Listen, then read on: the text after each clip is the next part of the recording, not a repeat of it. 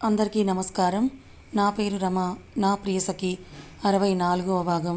రచయిత సాహితీ మోహన్ గారు.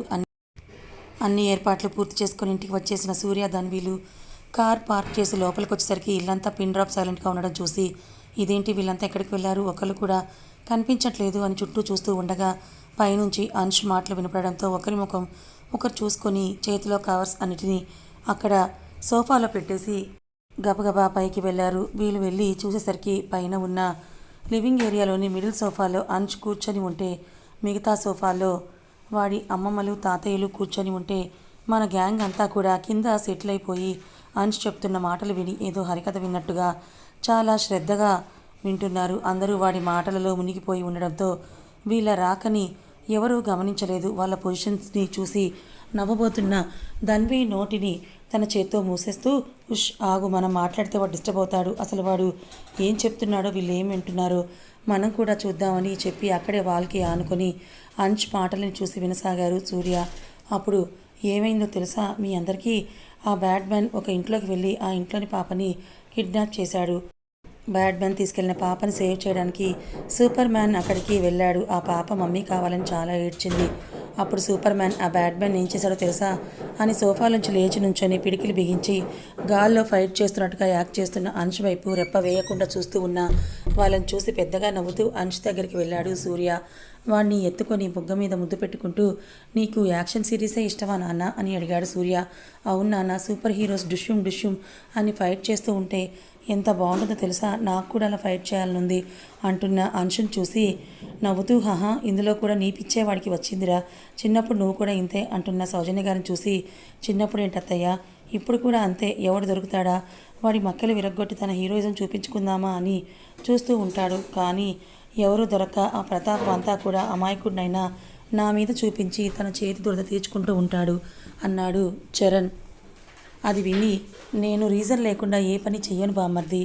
అండ్ వన్ మోర్ థింగ్, నా చేతి దురద తగ్గించుకోవడానికి నిన్ను కొట్టను. ఇదిగో ఇలా మాట్లాడి నన్ను రెచ్చగొడితే నీ నోటి దురద ఉందే, అది తగ్గించడానికి మాత్రమే నిన్ను కొడతాను అంటూ అంశుని పక్కనే ఉన్న శ్లోక్ చేతికిచ్చి చరణ్ వెంట పడ్డాడు సూర్య.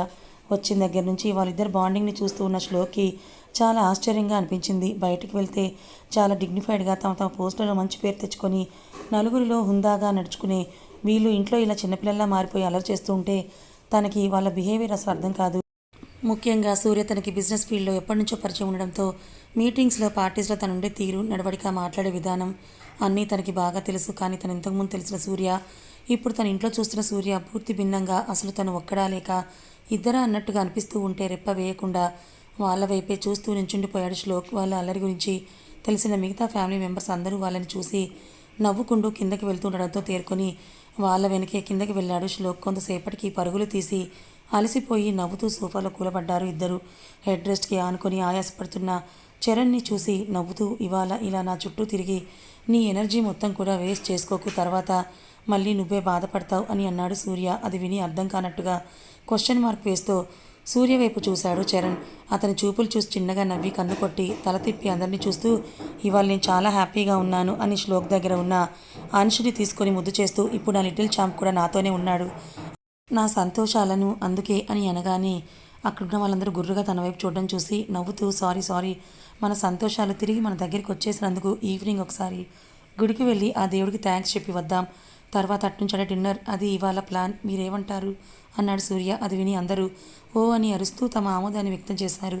మిగతా గ్యాంగ్ చూడకుండా అంతా సెట్ అని సింబాలిక్గా థమ్స్అప్ సింబల్ చూపిస్తూ పెద్దవాళ్ళకి సైగ చేశాడు. అది చూసి వాళ్ళు కూడా హ్యాపీగా ఫీల్ అయ్యి తమ ఏర్పాట్లు చేసుకోవడానికి వెళ్ళిపోతే మన గ్యాంగ్ అంతా మళ్ళీ అల్లరిని షురూ చేసేశారు. అందరి కబుర్లతో, ఆట పాటలతో ఒకరినొకరు టీస్ చేసుకుంటూ ఫుల్ జోష్లో ఉన్నారు అందరూ కూడా.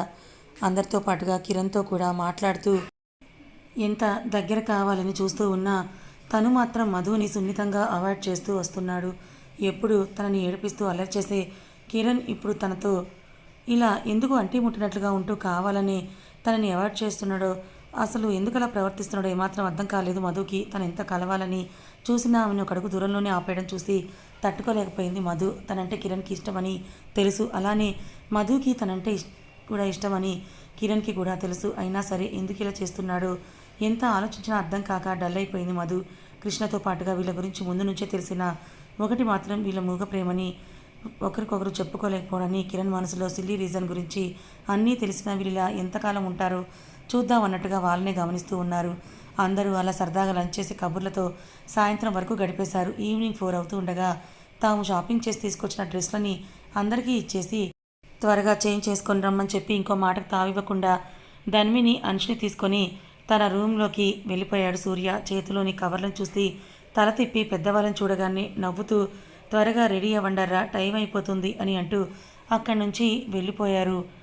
పెద్ద గ్యాంగ్ అంతా కూడా అందరూ ఒకరినొకరు ఏంటన్నట్టుగా చూసుకుంటుంటే వాళ్ళ చూపులను చూసి ఏంటి మీ లుక్స్ సడన్గా చేంజ్ అయిపోయాయి అని అడిగాడు శ్లోక్. అతని మాటలోని భావం అర్థమై ఏం లేదు శ్లోక్ గారు, మా బావ నవ్వులో రకరకాల అర్థాలు తోస్తున్నాయి, అందుకే వీళ్ళంతా నవ్వులో మీనింగ్ ఏంటా అని వెతుకుతున్నారు అన్నాడు చరణ్ నవ్వుతూ. అది విని ఫేస్ రీడింగ్ గురించి విన్నాను, కానీ అలా స్మైల్ రీడింగ్ కూడా ఉంటుందా అన్నాడు శ్లోక్ నవ్వుతూ. అది విని హహా అని పెద్దగా నవ్వేస్తూ మిగతా గ్యాంగ్ని చూసి మీరు వెళ్ళి రెడీ అయ్యి రండ్రా, బావ వచ్చేసరికి మనం ఇక్కడే ఉంటే మళ్ళీ అరగంట క్లాస్ పీక్తాడు, అవసరమా మనకి అని అనగానే మన బ్యాచ్ అంతా గబగబా అందరూ తలా ఒక రూమ్లోకి దూరేశారు. వాళ్ళు వెళ్ళగానే శ్లోక్ వైపు తిరిగి అందరి విషయంలో కాదు కానీ మా బావ విషయంలో మాత్రం స్మైల్ రీడింగ్ పర్ఫెక్ట్గా వర్క్ అవుతుంది అని అతని చెవి దగ్గరికి వెళ్ళి నా గేస్ కరెక్ట్ అయితే ఈ గుడి డిన్నర్ కాదు, ఇవాళ ఏదో గట్టిగానే ప్లాన్ చేశాడన్నాడు చరణ్ నవ్వుతూ. అది విని అవునా అని ఎక్స్ప్రెషన్ ఇస్తున్న శ్లోక్ని చూసి ఈ విషయంలో నా గెస్ రాంగ్ అని అవ్వదు, చూస్తూ ఉండండి, పక్కా ఏదో పెద్ద ప్లానే వేస్తాడు, అదేంటో లైవ్లో చూస్తే కానీ మనం కూడా చెప్పలేం అని అంటుంది. టైం చూసుకొని అమ్మో టైం అయిపోతుంది, తను వచ్చేసరికి నేను ఇక్కడే ఉన్నాను అనుకోండి, మళ్ళీ నన్ను ఇంకో రౌండ్ వాయించేస్తాడు, నేను రెడీ అవ్వాలి, మీరు కూడా త్వరగా వెళ్ళి రెడీ అయి వచ్చేసేయండి అని నవ్వుతూ చరణ్ అక్కడి నుంచి తన రూమ్లోకి వెళ్ళిపోయాడు. వెళ్తున్న చరణ్ని చూసి నవ్వుతూ తను కూడా ఫ్రెష్ అవ్వడానికి తన రూమ్లోకి వెళ్ళిపోయాడు శ్లోక్. తర్వాత కరెక్ట్గా అరగంటలో సూర్య ధన్వి విత్ అంష్తో మంచి ట్రెడిషనల్ వేర్లో కిందకు వచ్చేశారు.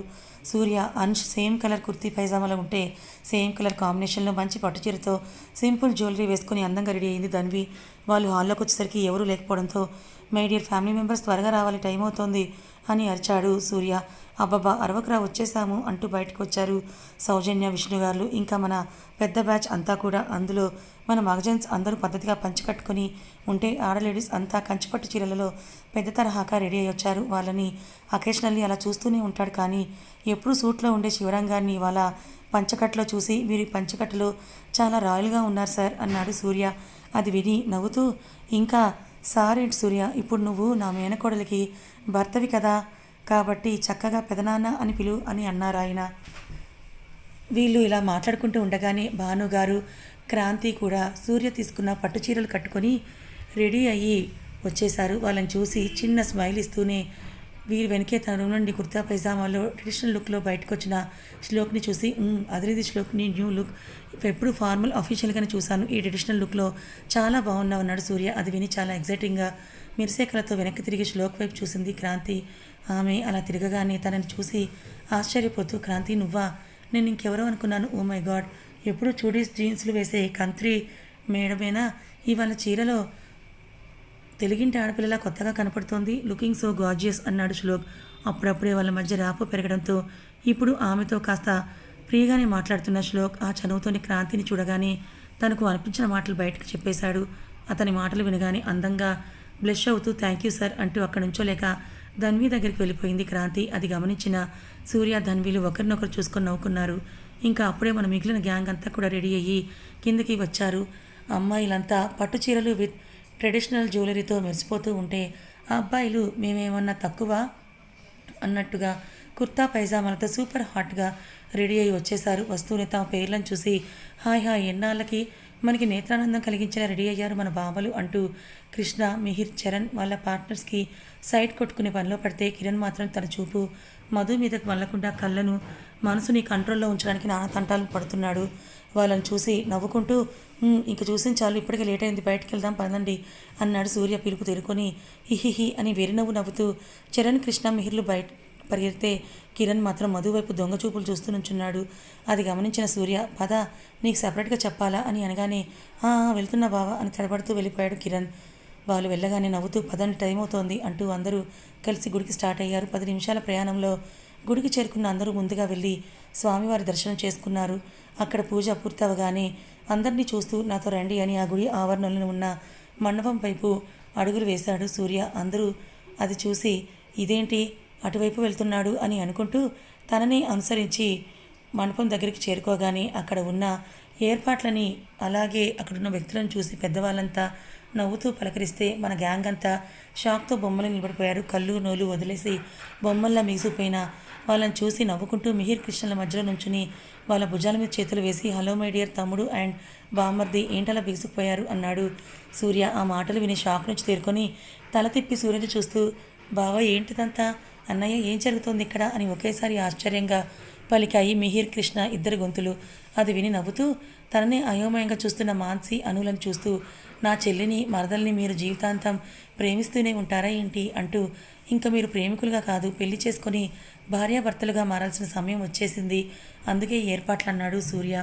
అది విని రెండు జంటలు ఒకరినొకరు చూసుకుంటుంటే పెద్దవాళ్ళందరూ నవ్వుతూ ఇంకా ఈ చూసుకోవడాలు చాలు పదండి, నిశ్చార్థ ముహూర్తానికి టైం అవుతోంది అని అనడంతో అను మాన్సీలు సిగ్గుతో తలదించుకుంటే అది చూసి మగసిరి నవ్వులు విరిశాయి మిహిర్ కృష్ణల పెదవులపై. ఈలోగా పంతులు గారు కూడా అక్కడికి రావడంతో మిహిర్ కృష్ణలను సూర్య మండపం మీదకి తీసుకెళ్తే అను మాన్సీలను తీసుకొచ్చి వాళ్ళ పక్కన కూర్చోబెట్టింది ధన్వి. తర్వాత పంతులు గారు వాళ్ళ చేత పూజ చేయించడం మొదలు పెడితే పెద్దవాళ్ళంతా ఒక పక్కగా నుంచొని ఆ వేడుకని ఆనందంగా చూస్తూ ఉన్నారు. వాళ్ళని చూసి నవ్వుతూ పక్కన ఉన్న శ్లోక్ని చూసి ఇందాక చెప్పానుగా శ్లోక్, మా బావ నవ్వులో తేడాకి నేను కనిపెట్టగలనని, ఇదిగోండి దానికి ఇదే సాక్ష్యం. వీళ్ళని సర్ప్రైజ్ చేయాలని పెద్దవాళ్ళతో కలిసి మనకు తెలియకుండా ఇంత ప్లాన్ నడిపాడు అన్నాడు చరణ్. అది విని తను కూడా నవ్వుతూ అవును చరణ్, ఎవరికీ అనుమానం రాకుండా ఎంగేజ్మెంట్ అరేంజ్మెంట్స్ బాగా చేశారు సూర్య, తను చాలా గ్రేట్ అన్నాడు శ్లోక్. అప్పుడే వాళ్ళ పక్కకు వచ్చిన సూర్య ఆ మాటలు విని ఆహా నేను గ్రేట్ కాదు శ్లోక్, నేను చెప్పింది ఏది కాదనకుండా ప్రతి విషయంలో నాకు అండగా ఉండే వాళ్ళందరూ గ్రేట్ అంటూ అక్కడున్న పెద్దవాళ్ళని చూపించాడు. అవును సూర్య, నాకు మీ అందరిని చూస్తుంటే చాలా హ్యాపీగా ఉంది. చిన్నప్పటి నుండి నేను రాహుల్ నాన్న ముగ్గురమే ఉండేవాళ్ళం. అక్కడ ఏ అకేషన్ అయినా మా ముగ్గురి మధ్యనే ఉండేది. కానీ ఇప్పుడు ఇలా ఒక అకేషన్ని ఇంత పెద్ద ఫ్యామిలీ కలిసి చేసుకోవడం చూస్తూ ఉంటే నాకు చాలా సంతోషంగా ఉంది. అండ్ అందరూ కలిసి ఉండే హ్యాపీనెస్ని నేను మీ ఫ్యామిలీని చూసే తెలుసుకున్నాను అన్నాడు శ్లోక్. ఇంకా మా ఫ్యామిలీ ఏంటి శ్లోక్, ఇప్పుడు మనందరం ఒకటే ఫ్యామిలీ, ఇప్పుడు నువ్వు మేము వేరు కాదు అన్నాడు సూర్య. అవును ఇప్పుడు మనందరం ఒకటే ఫ్యామిలీ అని శ్లోక్ భుజం మీద చేయి వేస్తూ తల తిప్పి ఒకరినొకరు చూసుకొని నవ్వుకుంటూ పూజ చేస్తున్న ఆ జంటలను చూసి నీకు ఎప్పుడు ఎవరికి ఏమి ఇవ్వాలో బాగా తెలుసు బావా అన్నాడు చరణ్. అది విని నవ్వుతూ అవును సూర్య, ఈ మాట నిజం అన్నాడు శ్లోక్ కూడా చరణ్ మాటలని ఏకీభవిస్తూ. హహా అని వాళ్ళిద్దరి భుజం మీద చేతులు వేసి మార్చి చూస్తూ అవును నాకు ఎప్పుడు ఎవరికి ఏమి ఇవ్వాలో బాగా తెలుసు అని నర్మగర్భంగా అంటూ అవును ఏంటి ఇవాళ సర్ప్రైజ్ ఇది ఒక్కటే అనుకుంటున్నారా, నోనో అని చరణ్ వైపు తిరిగి పిక్చర్ అవి బాకీ hey Mary John get ready for the surprise అంటూ గట్టిగా చరణ్ బుగ్గల్లాగి కన్నయ్య నవ్వుతూ మండపం పైకి వెళ్ళబోయాడు సూర్య. ఉష్ అబ్బా అంటూ రెండు చెంపలపై చేతులు పెట్టుకుని బావా మళ్ళీ ట్విస్ట్ ఏంటి, నీ నవ్వు చూస్తుంటే ఈసారి స్పాట్ నాకే పెట్టినట్టున్నావుగా, నన్ను ఇలా టెన్షన్ పెట్టి చంపకుండా అదేంటో చెప్పి వెళ్ళు అంటూ అరిచాడు చరణ్. ఆ మాటకి వెనక్కి తిరిగి చరణ్ వైపు చూసి కార్నర్ స్మైల్ ఇస్తూ నేను చెప్పడం ఎందుకు బావా, టైం వచ్చినప్పుడు నీకే తెలుస్తుందిగా అని తనని చూసి కన్ను కొట్టి నవ్వుతూ పైకి వెళ్ళి పెద్దవాళ్ళ పక్కనే చేరిపోయాడు సూర్య. అది విని చరణ్ని చూసి నవ్వుతూ ఇప్పుడు సూర్య స్మైల్ రీడింగ్ నాకు కూడా వచ్చేసింది చరణ్, ఆ నవ్వు చూస్తే నీకోసం ఏదో గట్టిగానే ప్లాన్ చేశాడనిపించింది, రెడీగా ఉండు అన్నాడు శ్లోక్. ఈలోగా పంతులు గారు వాళ్ళతో పూజ చేయించి దండలు మార్పించి నలుగురికి సూర్య తెచ్చిన ఉంగరాలను ఇచ్చారు. అవి అందుకుని ఇరు జంటలు ఒకరినొకరు ప్రేమగా చూసుకుంటూ రింగ్స్ మార్చుకుంటుంటే సూర్య ధన్వి కిరణ్ మధు చరణ్ దీపు క్రాంతి శ్లోక్లు ఓ అని అరుస్తూ అల్లరి మొదలు పెట్టేశారు. ఆ జంటలను చూసి ఆనందపడుతూ వాళ్ళకి శ్రమ ఇవ్వకుండా అన్నీ తానే చూసుకుంటున్న సూర్యని చూసి చాలా థ్యాంక్స్ సూర్య అంటూ ఎమోషనల్ అయ్యారు అను కృష్ణ ఇంకా మాన్సీల తల్లిదండ్రులు. అయ్యో మీరు నాకు థ్యాంక్స్ చెప్పడం ఏంటండి, నాకు నా చెల్లెళ్ళు తమ్ముడు ఎలానో వాళ్ళు కూడా నాకు అంతే, మీరు ఇలాంటివన్నీ అని నాకు వాళ్ళని దూరం చెయ్యొద్దు, మనందరం ఎప్పుడూ కూడా ఒక ఫ్యామిలీనే అని అంటాడు సూర్య. మన మధ్య ఇలాంటి అవసరం ఏమీ లేదు, పంతులు గారు చెప్పారు కదా ఇంకో 4 రోజుల్లో పెళ్లికి మంచి ముహూర్తం ఉందని, ఇంకా పని మీద ఉందాం అంటూ అక్షింతలు వాళ్ళ చేతిలో ఉంచి ముందు మీరు వెళ్ళి వాళ్ళని ఆశీర్వదించండి అన్నాడు సూర్య. అలా పెద్దవాళ్ళ దీవెనల నడుమ మన గ్యాంగ్ అల్లరి నడుమ మిహిర్ మాన్సి అను కృష్ణల ఎంగేజ్మెంట్ హ్యాపీగా పూర్తయింది. అక్కడే అందరూ గ్రూపులుగా జంటలుగా ఫోటోలు దిగి అక్కడి నుంచి రెస్టారెంట్కి వెళ్ళి డిన్నర్ చేసి ఇంటికి బయలుదేరారు. అరగంట జర్నీతో ఇంటికి చేరుకొని కార్లని పార్క్ చేసి లోపలికి వెళ్ళి నవ్వుతూ సోఫాలో సెటిల్ అయ్యారు అందరూ. అయిపోయిన ఎంగేజ్మెంట్ గురించి, తర్వాత పెళ్లి ఏర్పాట్ల గురించి మాట్లాడుకుంటూ ఉంటే మధు మాత్రం కిరణ్ ఎందుకు తన నుంచి తప్పించుకుని తిరుగుతున్నాడా అని ఆలోచిస్తూ కూర్చుండిపోయింది. మధుని గమనించిన మిహిర్ మెల్లిగా వెళ్ళి తన పక్కన కూర్చొని, ఏవైంది, నా కోతిపిల్లకి ఇలా సైలెంట్ అయిపోయిందన్నాడు నవ్వుతూ. ఆ మాటకి తన ఆలోచన నుండి బయటికి వస్తూ, అదేం లేదన్నయ్యా, నేను బాగానే ఉన్నాను అని అంది తెచ్చిపెట్టుకున్న నవ్వుతో. మధు, అవునా, నిజమా అంటూ మధు ఫేస్ని తన చేతుల్లోకి తీసుకొని, నా బుజ్జి చెల్లి ఎప్పుడు ఎలా ఉంటుందో ఆ మాత్రం నాకు తెలియదా అని తన నుదుటి మీద ముద్దు పెట్టుకొని, అనవసరంగా ఎక్కువ ఆలోచించి నీ మనసుని పాడు చేసుకోకు. నీకు 2 అన్నలున్నారు, అన్నీ వాళ్ళే చూసుకుంటారు. నువ్వు నీ చుట్టుపురని ఎక్కువగా ఇబ్బంది పెట్టకుండా ఎప్పట్లా అల్లరి చేస్తూ నవ్వుతూ ఉండు చాలు. నీ మనసులో ఉన్నదే నీ చెంత చేరుతుంది అన్నాడు మిహిర్ నవ్వుతూ. ఆ మాటలు విని, ఇదేంటన్నయ్య ఇలా అంటున్నాడు, ఒకవేళ నేను కిరణ్ని ప్రేమిస్తున్నానని అన్నయ్యకి తెలిసిపోయిందా అని అనుకుంటూ, లేదులే, అలా తెలిసే అవకాశమే లేదు, నేనే అనవసరంగా కంగారు పడుతున్నాను అనుకుని మిహిర్ వంక చూసి సరేనన్నట్టుగా తలూపింది మధు. ఆమె మనసులోని భావాలు చదివినట్టుగా చిన్న చిరునవ్వు నవ్వి, ఇప్పటికీ లేట్ అయింది, ఇంకా ఎక్కువగా ఆలోచించకుండా వెళ్ళి రెస్ట్ తీసుకో అని చెప్పి అక్కడి నుంచి వెళ్ళిపోయాడు మిహిర్. అందరితో అలా మాట్లాడుతూనే ఒకసారి చేతుకున్న వాచ్ని చూసుకొని తల తిప్పి ధన్విని, సౌజన్య గారిని చూస్తూ ఏదో సైగ చేశాడు సూర్య. అది అర్థం చేసుకున్న వాళ్ళై సౌజన్య, సాహితి, వాణిగారులు అన్నీ సరిగ్గా ఉన్నాయో లేదో చూద్దామని పైకి వెళ్తే, దీపు, నాకు ఒక విషయంలో నీ చిన్న హెల్ప్ కావాలి, ఒకసారి నాతో రావా అని అంటూ దీపుని తమ రూమ్లోకి తీసుకొని వెళ్ళింది ధన్వి. వాళ్ళలా వెళ్ళగానే సూర్య కూడా పైకి లేస్తూ, బావా, నీతో కాస్త పనుంది, నాతో రా అని అంటూ చరణ్ని చెయ్యి పట్టుకొని లాక్కెళ్ళినట్టే కింద ఉన్న రూమ్లోకి తీసుకెళ్ళిపోయాడు సూర్య. కథ ఇంకా ఉంది. పాపం సూర్య ధన్విలో విడిపోయారని వీళ్ళందరూ కూడా తమ జీవితాల్లోని సంతోషాలన్నింటినీ కూడా త్యాగం చేసేశారు. కాబట్టి అది తెలుసుకున్న సూర్య ధన్విలు ఇప్పుడు వాళ్ళ ఆశలన్నీ కూడా ఒక్కొక్కటిగా నెరవేరుస్తూ ఉన్నారు. మరి సూర్య ధన్విల ఈ ఫ్యామిలీ లవ్ మీకు ఎలా అనిపించింది? నచ్చిందా? నచ్చితే లైక్ చేయండి, మరి కొంతమందికి షేర్ చేయండి. ఇలాంటి మరిన్ని మంచి కథల కోసం ఛానల్ని సబ్స్క్రైబ్ చేసుకోండి. Thank you so much for watching.